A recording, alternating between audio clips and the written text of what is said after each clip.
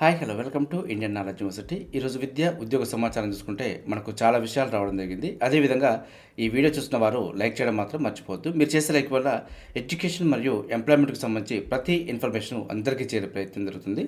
So ప్రధానంగా ఈరోజు సంబంధించిన వివరాలు చూసుకుంటే దరఖాస్తుల ఆహ్వానం అంటూ వార్త చూసుకోవచ్చు.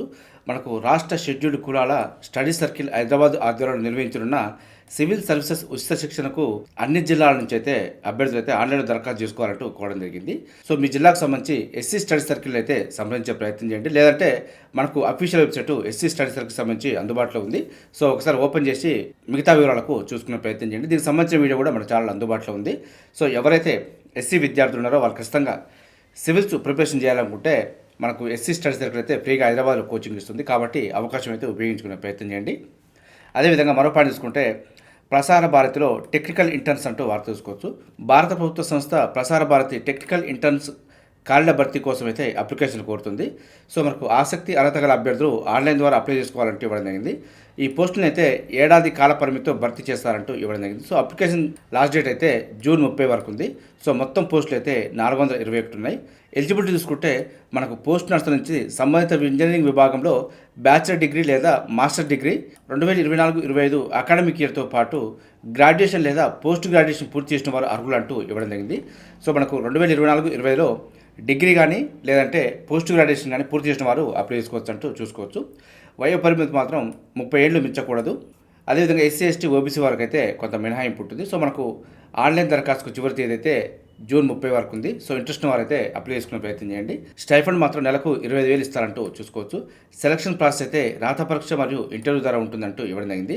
సో పూర్తి వివరాల కోసం prasarabharati.gov.in అఫీషియల్ వెబ్సైట్లో చెక్ చేసుకునే ప్రయత్నం చేయండి. అదేవిధంగా మరో పాయింట్ తీసుకుంటే ఉపాధ్యాయుల నియామకానికి దరఖాస్తుల ఆహ్వానం అంటూ వార్త చూసుకోవచ్చు. సో మనకు అకాడమిక్ ఇయర్ స్టార్ట్ అవుతుంది కాబట్టి ఉద్యోగ నియామకాలకు సంబంధించి ప్రక్రియ అయితే అన్ని జిల్లాలో కొనసాగుతుంది. సో మీ జిల్లాకు సంబంధించి అయితే ఒకసారి చూసుకునే ప్రయత్నం చేయండి. మనకు ఆదర్శ పాఠశాలలో ఉపాధ్యాయుల నియామకానికి దరఖాస్తు ఆహ్వానిస్తున్నట్టు వార్త చూసుకోవచ్చు. ఈ విధంగా మనకు ప్రతి జిల్లాకు సంబంధించి ఆదర్శ పాఠశాలలో అయితే నియామక ప్రక్రియ కొనసాగుతుంది. సో మీ జిల్లాలో కూడా చూసుకునే ప్రయత్నం చేయండి. అదేవిధంగా మరో పాయింట్ చూసుకుంటే మెడికల్ కాలేజీలో 612 అసిస్టెంట్ ప్రొఫెసర్ పోస్టులు అంటూ వార్త చూసుకోవచ్చు. నియామకానికి మెడికల్ రిక్రూట్మెంట్ బోర్డు ఆమోదం అంటూ ఇవ్వడం జరిగింది. రాష్ట్రంలోని ప్రభుత్వ వైద్య కళాశాలలో బోధనా సిబ్బంది నియామకానికి ముఖ్యమంత్రి రేవంత్ రెడ్డి ఆమోదం తెలపడంతో మెడికల్ రిక్రూట్మెంట్ బోర్డు ఆ దిశగా ప్రయత్నాలు ప్రారంభించిందంటూ ఇవ్వడం జరిగింది. వైద్య కళాశాలలో ప్రొఫెసర్లు సరిపడా లేరని, మౌలిక సదుపాయాలు కూడా లేవని ఇటీవల జాతీయ వైద్య కమిషన్ ఎన్ఎంసీ తప్పుపట్టిన నేపథ్యంలో అవసరమైన నియామకాలకు సీఎం పచ్చిజెండా ఊపారంటూ చూసుకోవచ్చు. మొత్తం 1323 మందికి గాను మొదటి విడతగా 612 మందిని నియామకం చేపట్టబోతుందంటే ఇవ్వడం. సో మిగిలిన వారిని రెండవ విడతలో నియామకం చేపిస్తున్నట్టు చూసుకోవచ్చు. అసిస్టెంట్ ప్రొఫెసర్గా 4 ఏళ్లు పనిచేసిన వారిని అసోసియేట్ ప్రొఫెసర్గా, 4 ఏళ్ల అనుభవం ఉన్న అసోసియేట్ ప్రొఫెసర్లను ప్రొఫెసర్లుగా, 3 ఏళ్లు పనిచేసిన ప్రొఫెసర్లను అదనపు డిఎంఈగా నియమించాలంటూ ప్రభుత్వం అయితే నిర్ణయించింది. సో ఈ విధంగా వీరికి పదోన్నతులు కూడా కల్పించడం జరుగుతుంది. సో మొత్తానికి మనకు 612 అసిస్టెంట్ ప్రొఫెసర్ నియామకానికి నోటిఫికేషన్ అయితే రాబోతుంది.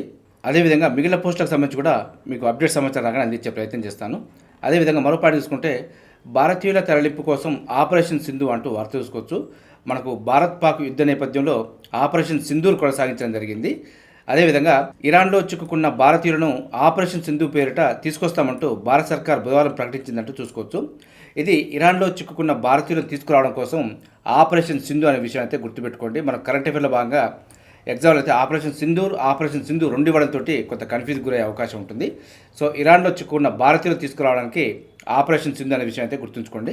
అయితే ఇరాన్లో దాదాపు 4,000 మంది భారతీయులు ఉంటున్నట్టు మనకైతే సమాచారం చూసుకోవచ్చు. వీరిలో సగం మంది వైద్య విద్యార్థులే అంటూ ఇవ్వడం జరిగింది. ఇప్పటికే 110 మందిని ఉత్తర ఇరాన్ గుండా ఆర్మేనియా దేశంలోకి సురక్షితంగా తరలించారంటూ చూసుకోవచ్చు. వీళ్ళను ప్రత్యేక విమానంలో ఢిల్లీకి తీసుకొస్తున్నారంటూ ఇవ్వడం జరిగింది. సో మనకు స్టేట్మెంట్ రూపంలో కాబట్టి ప్రతి పాయింట్ కూడా గుర్తుంచుకునే ప్రయత్నం చేయండి.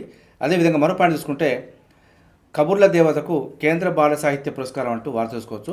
మనకు పురస్కారం అందుకోనున్న గంగిశెట్టి శివకుమారు ప్రసాద్ రచించిన మైరావణకు సాహిత్య యువ పురస్కారం అంటూ చూసుకోవచ్చు.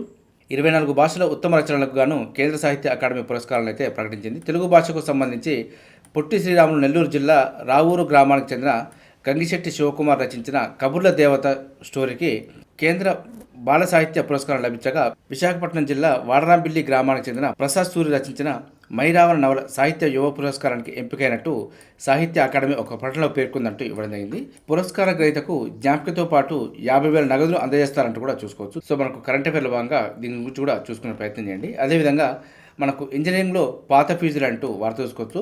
టీఏఎఫ్ఆర్సీ కమిటీలో నిర్ణయం అంటూ ఇవ్వడం జరిగింది. సో మొత్తానికి ఈ సంవత్సరం అయితే ఇంజనీరింగ్ విద్యలో పాత ఫీజులే కొనసాగబోతున్నాయి. ఇదైతే మనకు ఇంజనీరింగ్ విద్యార్థులకైతే కొంత ఉపశమనం అని చెప్పుకోవచ్చు. రాష్ట్రంలోని ఇంజనీరింగ్ కాలేజీలో ఫీజుల పెంపునకు సర్కార్ బ్రేక్ వేసిందంటూ ఇవ్వడం జరిగింది. ఈ ఏడాది పాత ఫీజులతోనే కౌన్సిల్ నిర్వహించాలంటూ డిసైడ్ అయిందంటూ కూడా చూసుకోవచ్చు. మొత్తానికి పేద విద్యార్థులకైతే కొంత వెసులుబాటు అని చెప్పుకోవచ్చు. అదేవిధంగా మరో పాయింట్ చూసుకుంటే మొదటి రోజు ప్రశాంతంగా టెట్ అంటూ వార్త చూసుకోవచ్చు. నేడు 2 సెషన్లో ఎగ్జామ్స్ అంటూ ఇవ్వడం జరిగింది. మనకు టీజీ టెట్ 2025 ఆన్లైన్ పరీక్షలు బుధవారం నుంచి ప్రారంభమైనాయి. సో మొత్తానికి పరీక్షలు అయితే సజావుగా కొనసాగుతున్నాయంటూ ఇవ్వడం జరిగింది. సో మనకు టెట్ ముగిసిన తర్వాత టీఎస్కి సంబంధించి అప్డేట్ సమాచారం అయితే ఖచ్చితంగా వచ్చే అవకాశం ఉంది. సో మీ యొక్క ప్రిపరేషన్ అయితే కంటిన్యూ చేసే ప్రయత్నం చేయండి.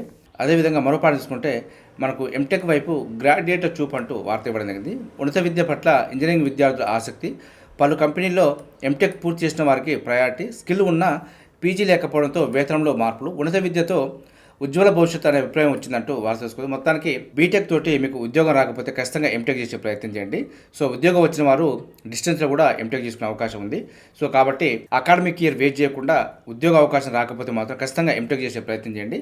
అకాడమిక్ ఇయర్ అయితే ఎంతో కొంత ఉపయోగించుకున్నట్టు అవుతుంది.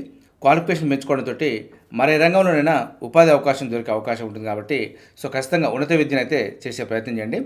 ఉన్నత విద్యకు పెరుగుతున్న ఆదరణ అంటూ కూడా ఇవ్వడం జరిగింది. సో మనకు ప్రస్తుత కాలం చూసుకుంటే బీటెక్ అయిపోగానే కొంతమందికి ఉద్యోగం రాకపోవడంతో ఎంటెక్ చేయడానికి అయితే అవకాశం ఉంటుంది. సో మనకు కంపెనీలో ఉద్యోగం వచ్చిన తర్వాత కూడా ఎంటెక్ చేసిన వారికి కొంత ప్రయారిటీ అయితే ఇచ్చే అవకాశం ఉందంటూ మనకు వార్త ఇవ్వడం జరిగింది. అదేవిధంగా మరో పాయింట్ తీసుకుంటే ఇండియన్ నేవీలోకి ఐఎన్ఎస్ అర్నాల్ అంటూ వార్త చూసుకోవచ్చు. మనకు జాతికి అంకితం చేసిన సిడిఎస్ అనిల్ చౌహాన్ పూర్తి స్వదేశీ పరిజ్ఞానంతో తయారీ, భారత సముద్ర రక్షణ సామర్థ్యం మరింత బలోపేతం అంటూ ఇవ్వడం జరిగింది. దేశంలో మొట్టమొదటి స్వదేశీ పరిజ్ఞానంతో రూపొందించిన anti submarine warfare shallow water craft INS Arnala Indian నేవీలోకి ప్రవేశించిందంటూ చూసుకోవచ్చు. విశాఖపట్నంలోని నావల్ డాక్యార్డ్లో బుధవారం జరిగిన కార్యక్రమంలో chief of defence staff CDS general Anil Chauhan దీనిని జాతికి అంకితం చేశారంటూ ఇవ్వడం జరిగింది.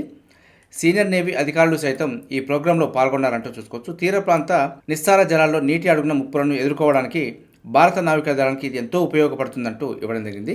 మహారాష్ట్రలోని వాసాయిలో ఉన్న చారిత్రాత్మక అర్నాల కోట పేరు దీనికి పెట్టడం జరిగిందంటూ చూసుకోవచ్చు. ఇది ఆత్మనిర్భర భారత్కు నిదర్శనం అంటూ ఇవ్వడం జరిగింది. సో మనకు ఆత్మనిర్భర భారత్లో భాగంగా ఐఎన్ఎస్ అర్నాలను స్వదేశీ పరిజ్ఞానంతో రూపొందించారంటూ ఇవ్వడం జరిగింది. Messrs garden ship builders and engineers GRSC Kolkata, అదేవిధంగా మెస్సర్స్ ఎల్ఎన్టీ షిప్ బిల్డర్స్తో కలిసి పబ్లిక్ ప్రైవేట్ భాగస్వామ్యం పీపీపీ కింద దీన్ని తయారు చేశారంటూ చూసుకోవచ్చు. ఈ యుద్ధ నౌక 1490 టన్నుల బరువు, 77.6 మీటర్ల పొడవు ఉంటుందంటూ ఇవ్వడం జరిగింది.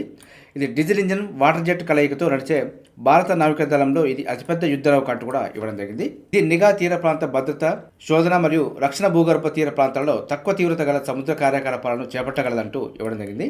సో మొత్తానికి ఐఎన్ఎస్ అర్నాల గురించి కూడా కొంత చూసుకునే ప్రయత్నం చేయండి.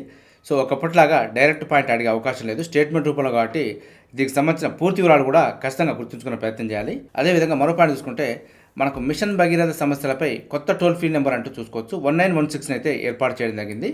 మనకు 11 అంకెల స్థానంలో 4 నెంబర్లతోటి ఫోన్ చేస్తే వెళ్ళే అవకాశం ఉంటుందంటూ చూసుకోవచ్చు. పల్లెల్లో మిషన్ భగీరథ తాగునీటి సమస్యల పరిష్కారానికి ప్రభుత్వం మరో కీలక నిర్ణయం తీసుకుంది. హైదరాబాద్లోని ఎర్రమంజిల్ మిషన్ భగీరథ హెడ్ ఆఫీసులో ప్రభుత్వం తాగునీటి సమస్యలపై ఫిర్యాదుల కోసం కొత్త టోల్ ఫ్రీ నెంబర్ని అయితే తీసుకొచ్చింది. ప్రజలకు 24 గంటలు అందుబాటులో ఉండేలా దీన్ని ఏర్పాటు చేసిందంటూ చూసుకోవచ్చు. గతంలో మనకు 11 అంకెలతో ఈ నెంబర్ అయితే ఉండేది. దీని స్థానంలో మనకు 4 అంకెలతోటి 1916 నెంబర్ని అయితే తీసుకురావడం జరిగింది.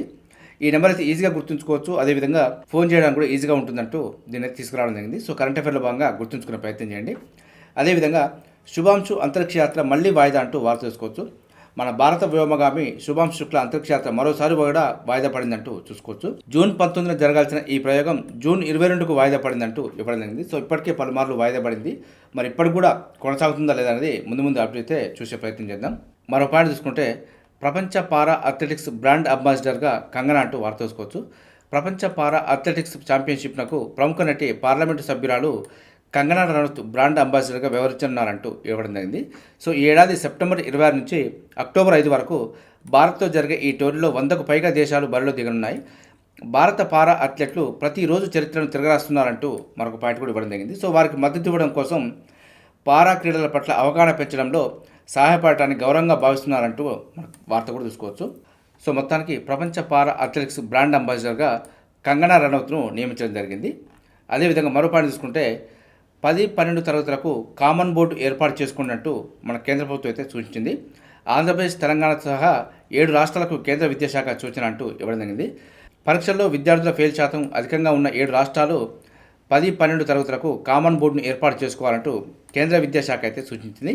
గత ఏడాది ఆంధ్రప్రదేశ్, అస్సాం, కేరళ, మణిపూర్, ఒడిశా, తెలంగాణ, పశ్చిమ బెంగాల్ రాష్ట్రాల్లో ఉత్తీర్ణత పొందిన విద్యార్థులు 66% ఉన్నారంటూ పేర్కొనడం జరిగింది.